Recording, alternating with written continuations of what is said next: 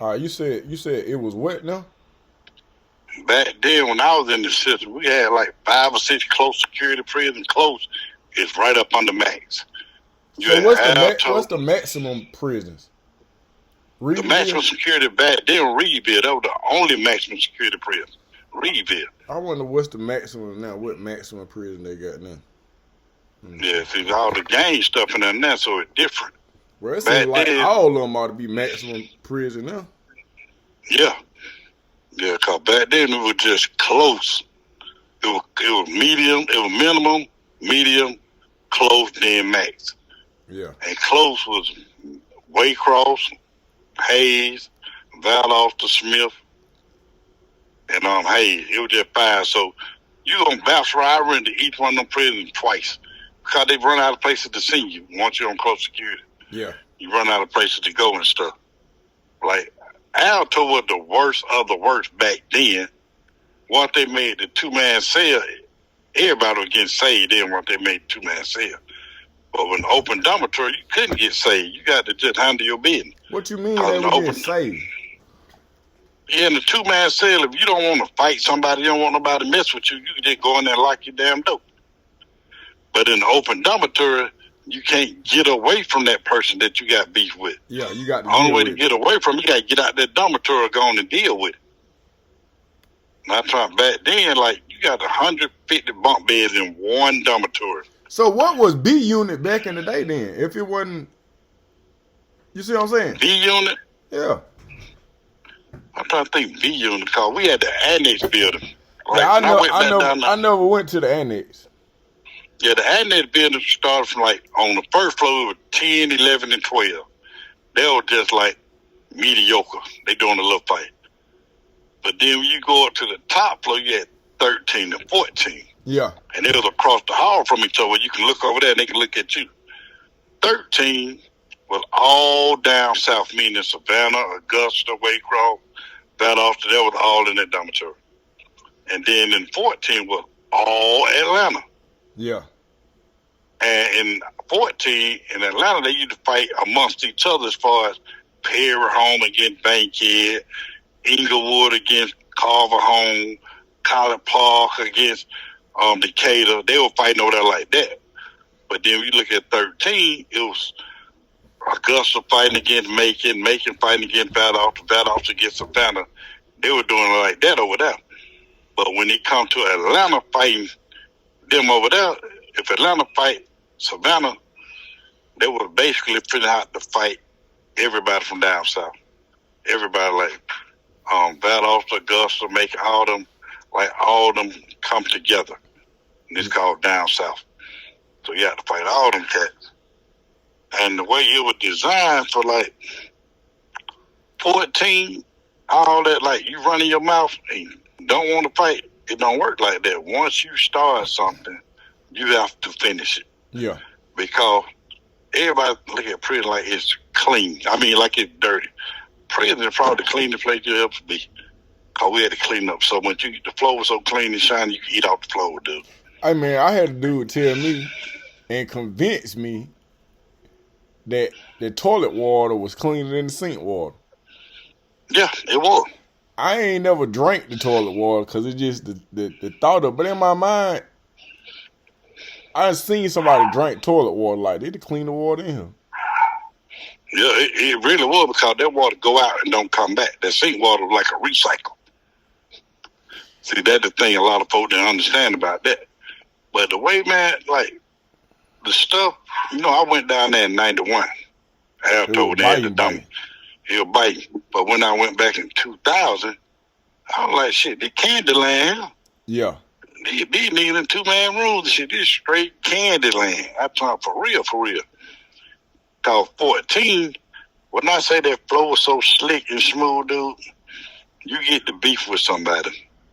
Now it's time to go to bed. When we go to bed in 14, we used to put on like 3 pair of pants, 3 pair of socks, 3 shirts, put a GED book up on your shirt, got on about 4 skull caps, and you got the skull cap over your eye, playing sleep. Ain't nobody sleep. Everybody watching everybody. Yeah. But you put the book up on the shirt where they can't hit you with the shank in your chest. Yeah. But what they used to do, you know, the little blanket we used to have, a little bit of old cotton blanket, horse blanket. Yeah.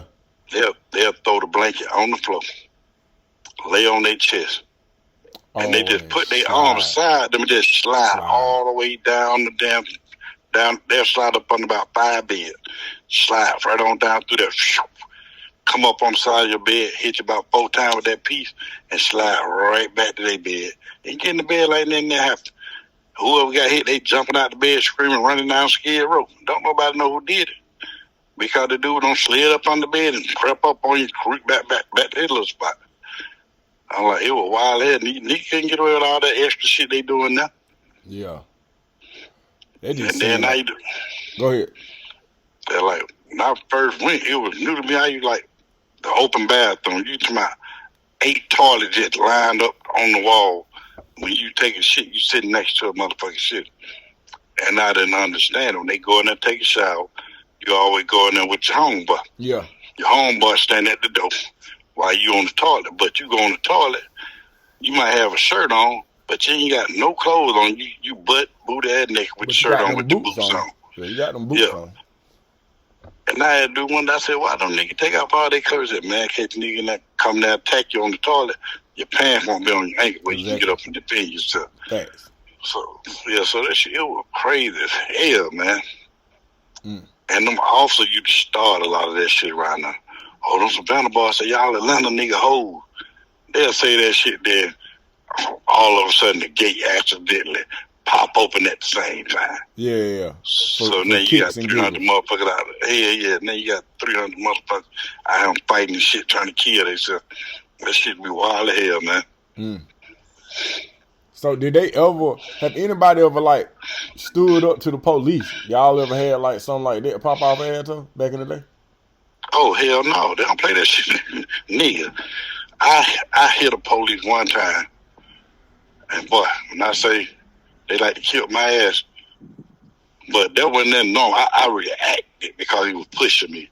But for a nigga fighting police, no. Because you can see, like, now in the new prison, police don't walk around with sticks and shit. They don't have weapons on them because they be worried about the inmates taking them from them. Yeah. But back then, Al told them they had sticks.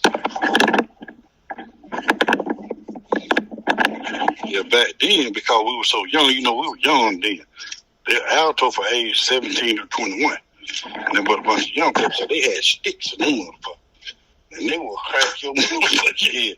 When you be fighting somebody in Alto back then, if you on top of that nigga fight, and you looking out for them officers running down there with the stick raised up over your head, you trying to get away from that nigga. Nigga be trying to hold your leg where both of y'all can get beat with the stick, but they used to have stick back then, man. Yeah, they had them blackjacks. And they will crack that motherfucking thing. So let me ask you, with all the stuff that we hear about that's going on in the prison system, it's riots right now, the Muslims and the Bloods, and the Bloods on Bloods, and this group on that group. What's the solution, or is there a solution? And try to keep the profanity down. Okay, being realistic. Yeah. Ain't no solution for it. It's the same way out here. Technology has made it to where the inmates going to run the prison. Because you think about it. Correction officer, what they make, like 40,000, 50,000 a year? If that. Okay. So who's going to put their life on the line with somebody that's locked up for murder already? Got access to a cell phone. You got some gang members outside. They can make one phone call. They can do something to you and your family. Is it worth it? So ain't nothing they can do. Ain't nothing they can do because it ain't worth it.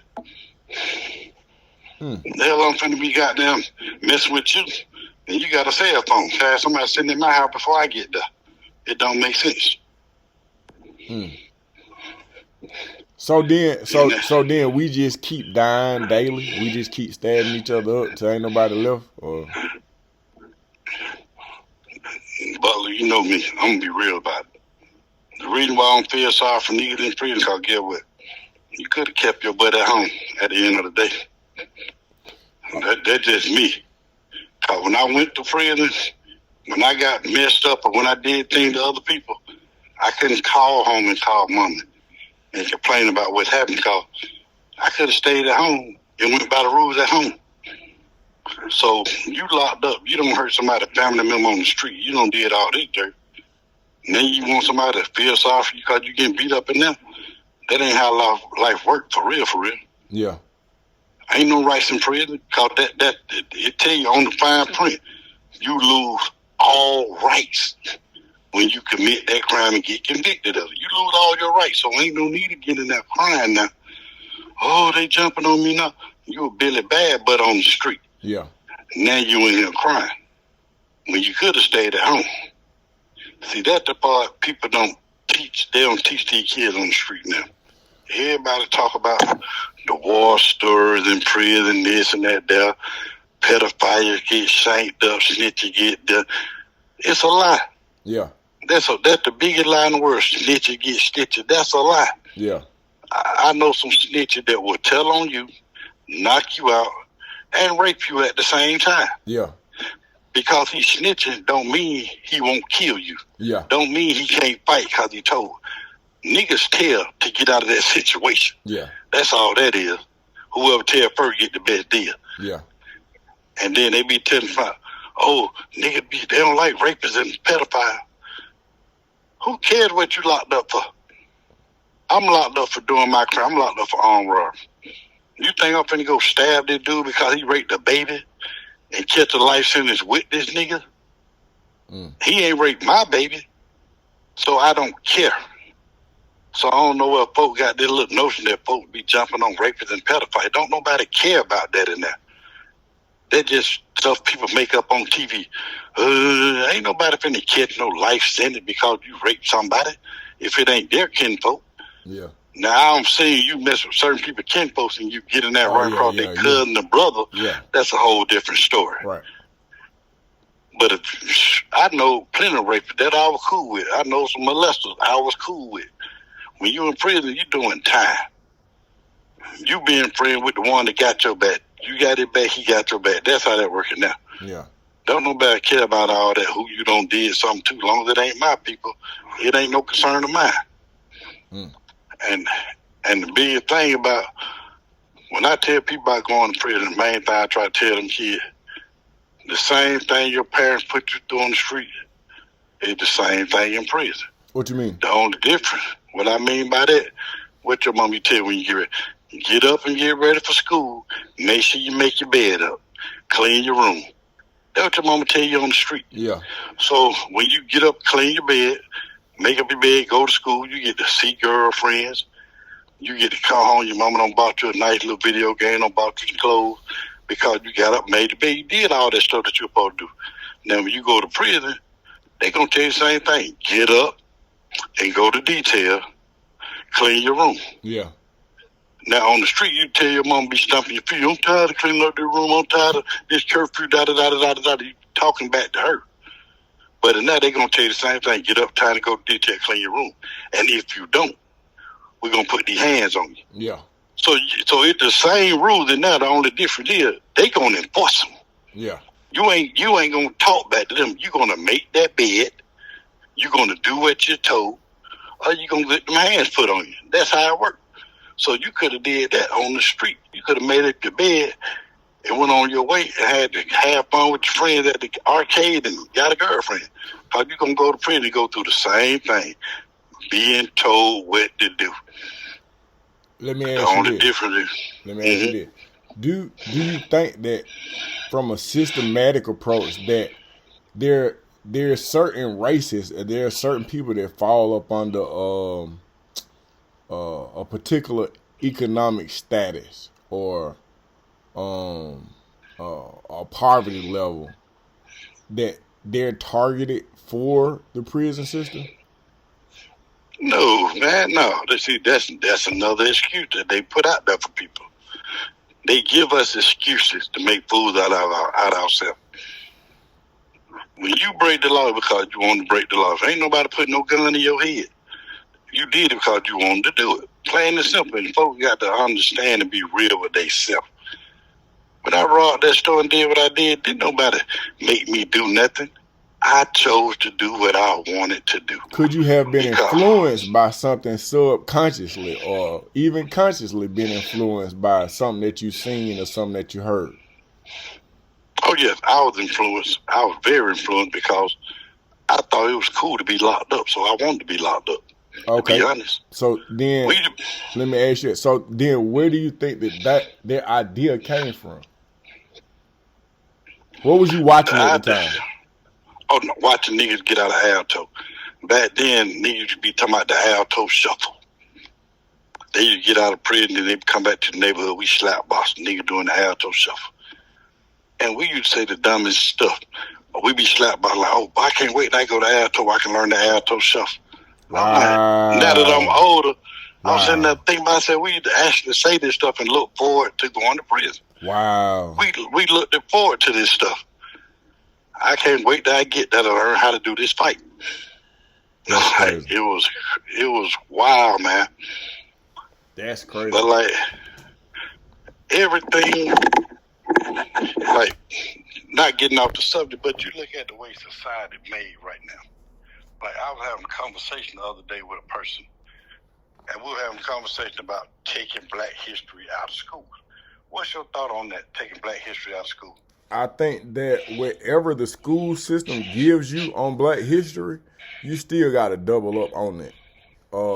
You still got to double down, because even the history that they give you, like, they'll tell you that Martin Luther King was killed and he got his own day, but the United States government killed Martin Luther King. And without venturing off on this topic, they killed his mama and they killed his brother. So what I'm telling you is that you're going to get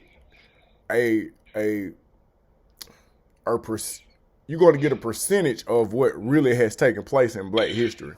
So I don't think they should stop teaching it, because it'll give some people an inkling of an idea. But I think that any responsible adult should go the extra mile so you'll know really what happened in history. Okay. Now, my thoughts on that about Black history in the school, I think they should take it out. Why? Now, my opinion on that. You almost starting to come off like Uncle Ruckus. Let me find out you got some Uncle Ruckus off in you. No, I try to be realistic about everything I do, right? Yeah. Now, when you teach somebody Black history, everything about Black history, like we was enslaved and we were getting beat up and all that stuff. That's the part of the history they teach us about how we was enslaved. Now, you take a new child right now, 2025, 1-year-old child, and you just set them in the World Center school and they've never been taught Black history. You know what this kid gonna see? What? Rich white people and rich Black people. That's all he gonna see, so that's all he gonna know. But when you reminded him of how we had you in the chokehold, how we used to bully you back in the day, yeah, you're gonna have that excuse for the rest of it. Every time you fail at something, you're gonna be pointing the finger. Oh, them white folk did it because they had us enslaved. See, they reminded you of how they had their foot on your neck. That's the only reason they teach it. They reminded you, like, we can do what we want to do to you anytime we want to. So they basically smear it in your face. But if you take a child right now and he don't know nothing about Black history, he's only going to see rich Black people, rich white people, rich Chinese people, rich Indian people. He just going to see anybody that works hard gets money. He's not going to see the part of the racial issue of he just going to see you work hard, you get money, period. Big homie, I respectfully disagree with you wholeheartedly. And I'll tell you why. I'll tell you why. Anytime you have a people and they're not familiar about where they have been, then it's hard for them to determine to where they're going. So in every generation, there is a blow up and there is a letdown. See, I too once believed in this vision that you're talking about. I actually thought that when Diddy said vote or die, that it meant something. Like, I wholeheartedly believed that. So when I got an opportunity to vote for myself, I stood in line, bro. I stood in line. It affected me so much that I cried, because I said that this is what my ancestors fought for. This is what They wanted. They wanted us to get out here and to be a part of the structure of this country, bro. I ate Chick-fil-A with all races of people, man. I really felt good about that because I believed in the system. I believed that when you vote that and you vote for somebody that's telling you that they're going to do something better, then better things happen. I voted, then I watched, and then I kept watching. And then that caused me to go back and start paying attention to what happened prior to me voting. Because the same lies, the same promises that was being made when I voted for Obama was made the president before that, the president before that. Since the beginning of time, we fought for that right to vote and never got. Now, I'm at a place where when you tell me to vote, I ain't interested. I don't care who you put up there because I believe that I'm going to have to set my own temperature. But so my point is, I'm just taking that aspect of it. But every so often, they tear a black man down in the media. This is propaganda. This has taken place since the beginning of mass media.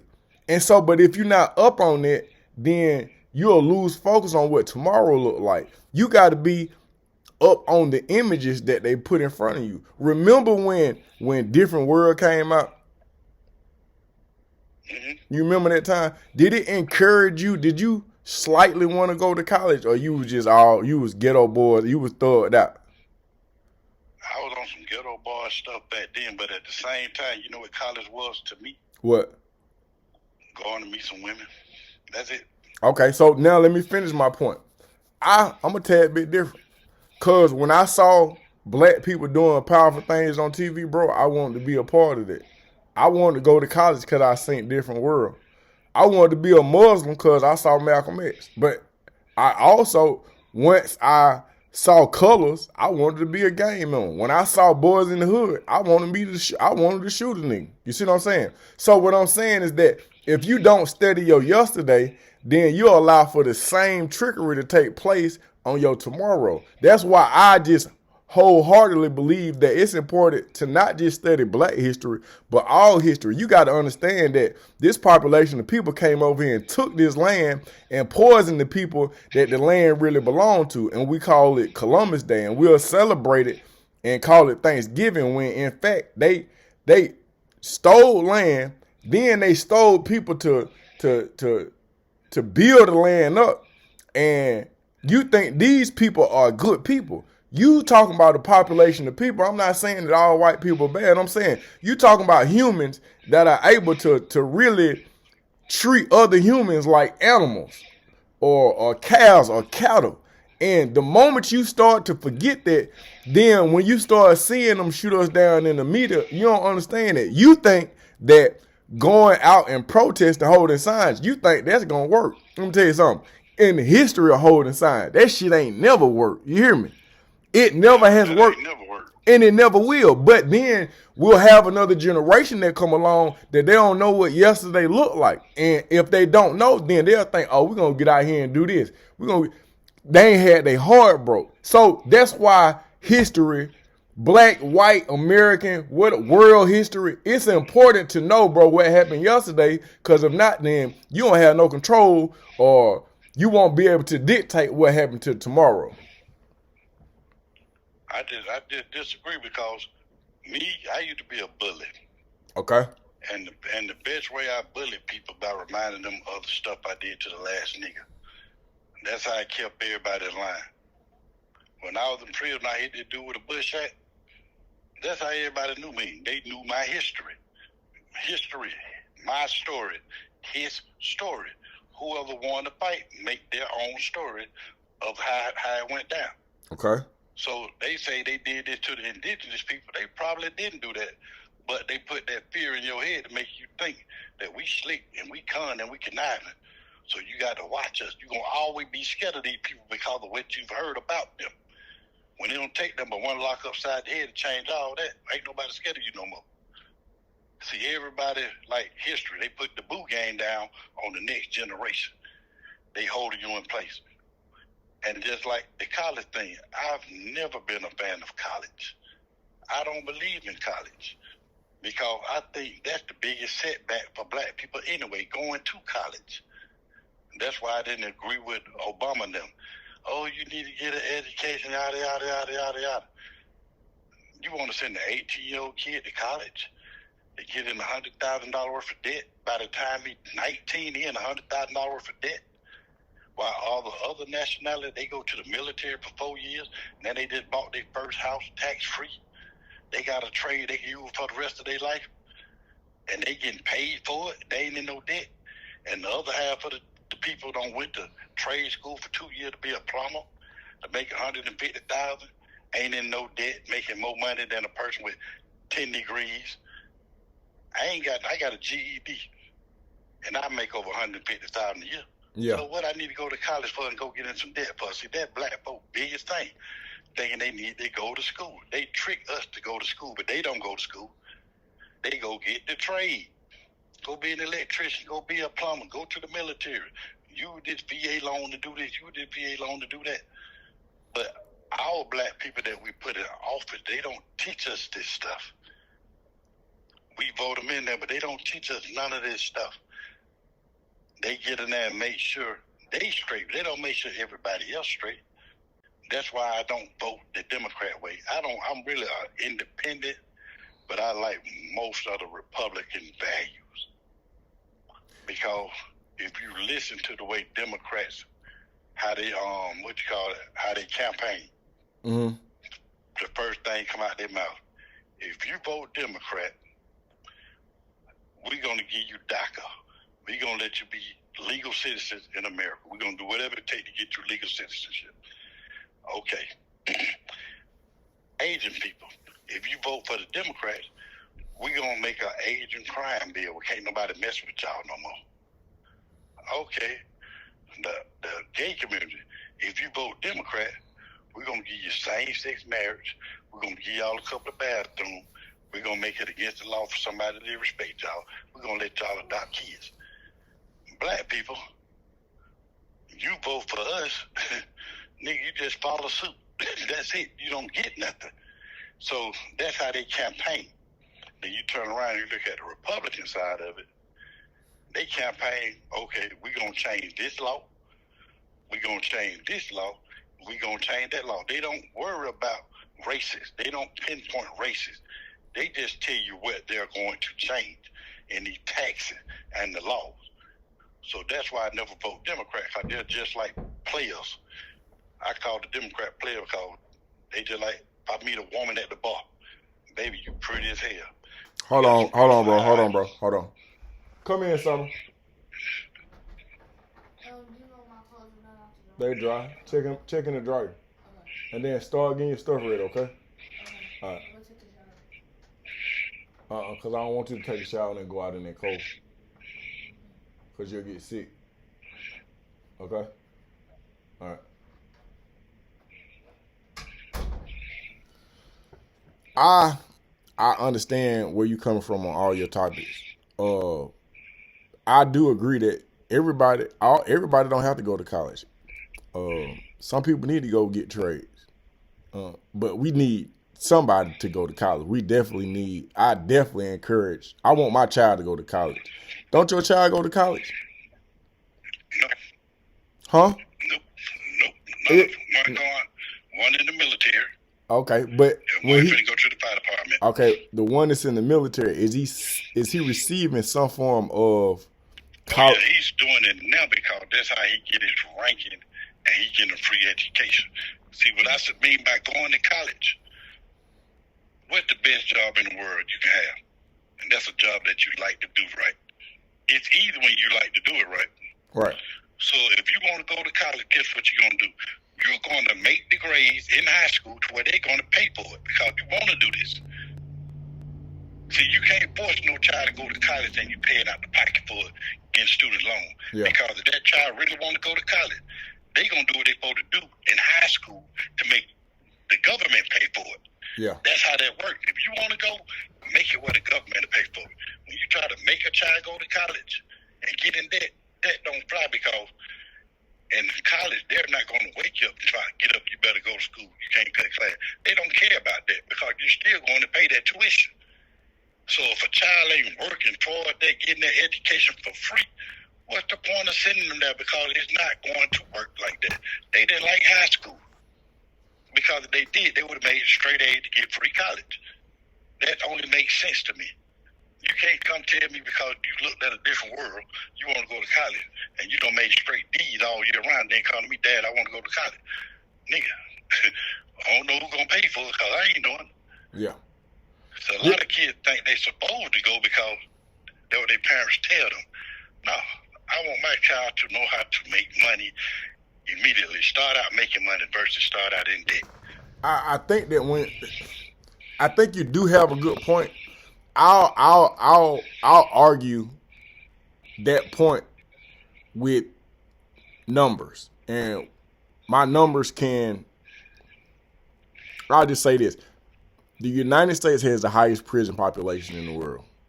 Georgia has one of the highest high school dropout rates in the country. What I have found and what study shows is that most people who go to college are less likely to go to prison based on the fact that prison is illogical. To be unlawful is illogical. So if I got 100 black men and I can send them somewhere to get $100,000 debt and they can stay out of prison, I do that. Cause right now what I'm left with is they just going to prison. They ain't got that $100,000 debt, but they catching life sentences and they suffering. They not making no children. They not helping us reproduce. So I'll argue that, cause you made some very good points, but I'll argue that, hey man, if you don't go to get a trade, because a trade is good. And I know electricians and AC guys who make the same amount of money the doctors make. And they got somebody, or CDL drivers. I would lean towards college because if they're not pushing that direction, a lot of them, they going somewhere else. Hold on, bro. I'm on Daddy do Summer. It's no way possible they still wet, bro. Okay, here I come. Huh? Check the filter. Make sure it's clean. I just did. Them clothes been in that dryer for a minute. But okay, so I'm gonna have to end this video because they had to do the calls, man. And okay. This child going to college. I need a lawyer in the family. I need somebody that can help my people do something. We'll figure the debt part out. We'll get a scholarship. Oh no, it won't be no debt because what grade she in now?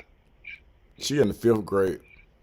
Okay, so you supposed to be showing her right now. Already. If you want them to pay for it, you make an A, you get free money. See, once you start instilling that to her now, she gonna start knowing. As long as I'm making these A's, I'm gonna get paid to go to school for free. Yeah. They gonna pay for it. You just got to start it now. Then she gonna be working on it already. Make them pay for it. We're gonna follow up, bro. I got Dad to do it, man. I'm gonna sign off. Okay then. All right. Hey man, y'all like, share, subscribe, man. I appreciate y'all, man. Leave something in the comments. I have to go see what's going on with my child, man. This conversation wasn't going in the direction I thought it was, but it was enlightening because, it's always dope to get other perceptions. But let me know how you feel in the comments. Come up with some questions, some points. Just tell me how you feel, man. Appreciate you.